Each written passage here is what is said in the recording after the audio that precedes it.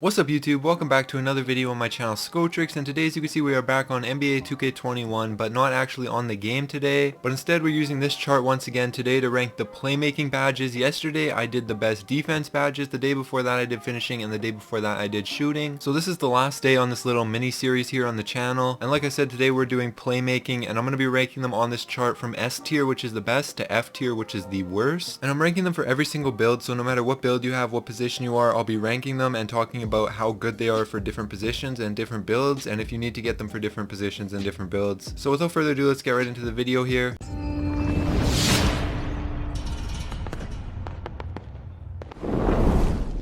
Alright, so first off, we're going to go in alphabetical order. So first is going to be Ankle Breaker. Now, to be honest, the jury's kind of still out on this badge. I'm not really sure how good it's going to be this year. I see some people saying that it's trash. That's kind of been my opinion of it so far, so I'm going to put it in the C category, because I've also seen some people saying that it's a really good badge. And if you know what you're doing with it, you could take ankles easily with it, but I haven't found that to be true yet, so I'm going to put it in the C category. It could be a good badge, it could be a bad badge. I haven't found it to do anything for me helpful yet, but other people have said it's good for them, so maybe try it out for yourself and see. But next up we have Baylo. I'm gonna put Baylo in the D category this year. Last year I think it was a lot higher, but this year Baylo passes don't seem to be as bad. It seems a lot easier to complete them this year, or at least they'll hit your arm or something and you'll be able to grab it. It doesn't go straight out of bounds like it did last year. It's a lot better, so I don't think Baylo is as important of a badge this year. And next up we have Break Starter. I'm gonna put Break Starter in the E category. I honestly think you don't need it. Most big men have decent pass accuracy. If you don't have decent pass accuracy and you're making a lot of long passes off of defensive rebounds, then maybe consider putting on Break Starter on bronze or silver and see how it works for you. But most big man builds can make full court passes without having to worry about them going out of bounds. So if you do notice that you're throwing the ball out of bounds, maybe consider putting Break Starter on,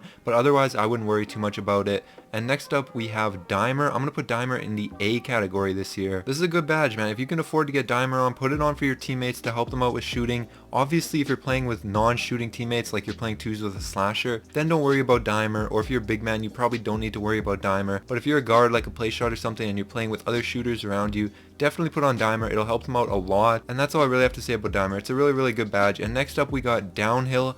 I'm going to put Downhill in the D category. I know a lot of people think this badge is trash. Honestly, I kind of agree, kind of disagree. It's good in specific situations. If you have a glass cleaning finisher with about 70 speed, or like a paint beast or anything like that, and you have a decent amount of playmaking badges, I would say like 10 or so, then consider putting Downhill on, because it's a really solid badge for a build like that. If you get the ball in transition, you can go a lot faster with Downhill on silver or gold than you would be able to without it. But for guards, I think it's basically useless. Maybe if you're a slasher that has like 25 playmaking badges or something, you could look into it, but I don't know. I really don't see too much of a use for Downhill for guards. I only see it for big men who are looking to run the fast break and have a decent speed rating but not amazing. It could also be good in 5v5 game modes, so keep that in mind. But next up, let's go on to Dream Shake here.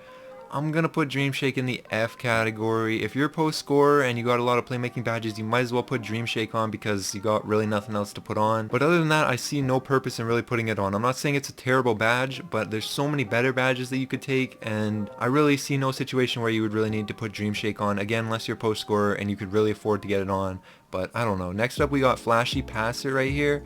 This is a good badge, but I'm going to put it into the C category, because you really need a lot of playmaking badges to get this one. There's so many more important playmaking badges, but this is a good badge, don't get me wrong. It helps your teammates get extra takeover if you pass to them with a flashy pass. So if you throw a flashy pass to your teammate and he makes a shot, he's going to get a lot of takeover for that. That's what Flashy Passer does. So if you have a lot of playmaking badges and you think you can afford to put this on as one of your last badges, then I would recommend it. But if you don't have a build with at least 20 to 25 playmaking badges, I don't even think this is worth looking at, but it's really up to you. Next up we have Floor General. I'm also going to put Floor General in the A category. This is a similar badge to Dimer, but if you play with slashers on your team, I would recommend putting Floor General up instead of Dimer, because it'll boost all their slashing attributes: driving dunk, driving layup, close shot, post hook, whatever they're doing, it'll boost that, as well as their playmaking and their shooting if they can shoot as well. So Floor General is more of an all-around good badge for playing with any player on your team, whether it's a slasher or a shooter, whereas Dimer is only really good for playing with shooters. But I recommend getting both if you can afford to get it. And next up we have our first S category badge. badge, and that's handles for days. Now if you just got a new build like below 90 overall, you're gonna notice the stamina in this game is brutal. Even if you're getting your build up to max, you're still gonna notice it's really tough to have stamina while dribbling. And handles for days really helps. You know, it's not gonna be your saving grace where you can just spam dribble moves for 20 seconds and not lose any stamina, so don't expect that. But handles for days is definitely one of the best playmaking badges, if not the best playmaking badge, so I recommend getting it up to gold or Hall of Fame or whatever you can as soon as possible if you're a build that dribbles a lot. If you're not a build that dribbles a lot, don't worry about handles for days, it's probably not as important for you. But next up we're going on to Lob City Passer, and I'm going to put Lob City Passer into the E category just because I don't really think you need it. Again, same thing with Break Starter. If you find that you're throwing a lot of Lob City passes out of bounds or whatever, or you're just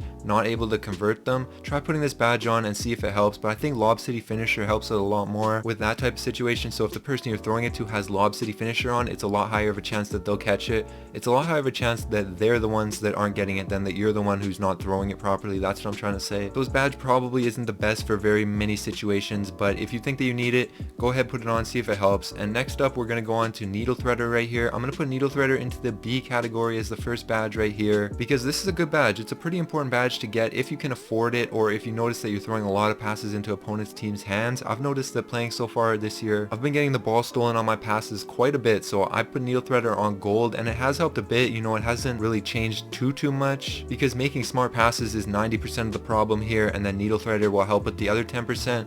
So you really want to make sure that you're making smart passes and not have to rely on Needle Threader constantly. But it is a good badge, so if you find that you're throwing a lot of passes into the opponent team hand, that you're getting intercepted a lot, put on Needle Threader. It should help you. I have it on gold. It seems to be working pretty good. It's probably even better on Hall of Fame. But to be honest, I didn't really notice any results at bronze and not very many results at silver, so I recommend putting it at least to gold. But you could try it at bronze or silver as well. Maybe it'll work better for you than it did for me. But next up, we're going on to Pass Fake Maestro. I'm going to put this into the F category. I know some people like this badge. I honestly don't really understand why. It seems pretty useless to me. It seems like there's just so many better badges that you can invest in, that even if you had 50 playmaking badges, I probably wouldn't recommend investing in this, which obviously you can't have 50 playmaking badges, but even if you could, I would not say to get this. There's so many better badges that you could put on.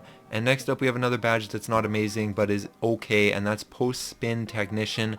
I'm going to put this in the D category. It's really an alright badge. It's good for certain situations, but it's useless for most situations. That's why I'm putting it in the D category. If you're one of those paint beasts or glass clean finishers that just spams the post spins, then put this badge on gold. It will help you out a lot, but I feel like 95% of people who are watching this video won't be players who are doing that. So I don't recommend this badge for basically anybody except for the people who just spam the post spins and drive baseline or do whatever you do. But next up we have another S category badge right here, and this is Quick First Step. This badge was amazing last year. It's still amazing this year. I recommend putting it on as one of your first badges. It helps you out a lot with the quickness out of the triple threat or out of different size up moves. It helps a lot. It's a really good badge. If you're a guard and you have a decent amount of playmaking badges, like at least 10, you should have this on gold or Hall of Fame if you can. There's really no excuse for not having Quick First Step, so I recommend putting that on for sure. One of the best badges in the game.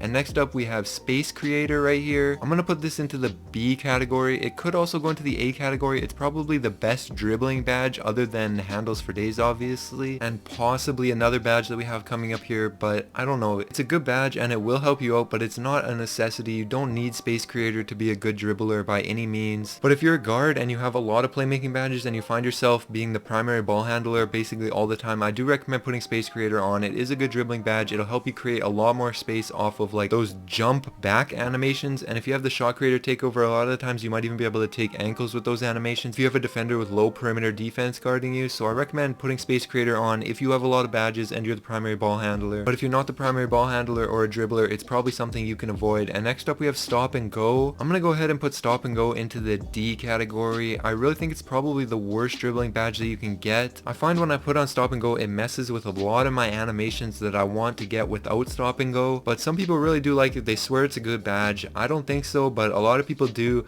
I think Quick First Step is more than enough. You don't need Stop and Go. Even with the quick stops being, you know, buffed or just set up different, however you want to look at it, I still don't think Stop and Go is an essential badge for dribblers. Some people might disagree, but that's just my opinion. And next up we have Tight Handles. I'm also going to put Tight Handles in the B category. but I would get Space Creator before I get Tight Handles. I think Space Creator is just slightly better, but I do like Tight Handles as well. If you do get Tight Handles, I recommend just putting it on bronze and seeing how it works for you. You may notice some minor differences with certain moves and how the defender reacts to them, but don't expect anything crazy. This build, or badge rather, is not just going to turn you into a dribble god just by equipping it, so don't expect that, but you may notice some very minor differences here and there. But anyways, now we're on to the last badge right here, and that's Unpluggable. I'm going to put Unpluggable into the A category. I know a lot of people say it does nothing this year.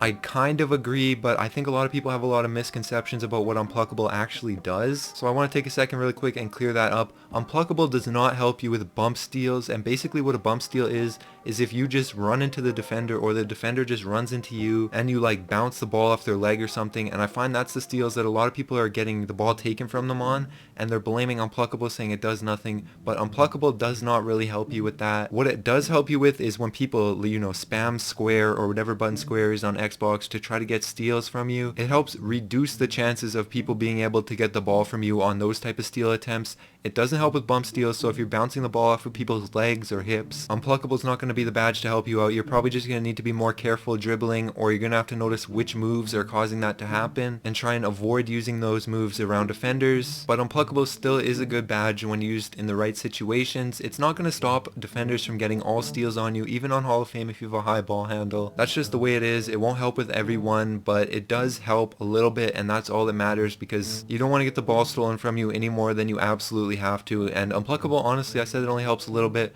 but it'll probably cut the amount of on-ball steals you'll get by like half or even more than half at Hall of Fame. So it will help you out. It's just not going to be the saving grace. You're still going to get the ball stolen from you sometimes. So don't expect Unpluggable to do more than it's going to. Don't expect it to protect you 100% of the time. But anyways, with all that being said, that's going to be it for the best playmaking badges in NBA 2K21. Hopefully you guys enjoyed. If you did, make sure you like the video and subscribe to the channel if you're new. I'm uploading daily NBA 2K21 content as well as streaming on Twitch. I'll have the link in the description to my Twitch if you guys want to follow me over there. I really appreciate it. And also, like I said at the start of the video, I uploaded shooting, finishing, and defense badges ranked just like this, so make sure y'all go check those out on my channel as well. And that's gonna be it. Alright, peace.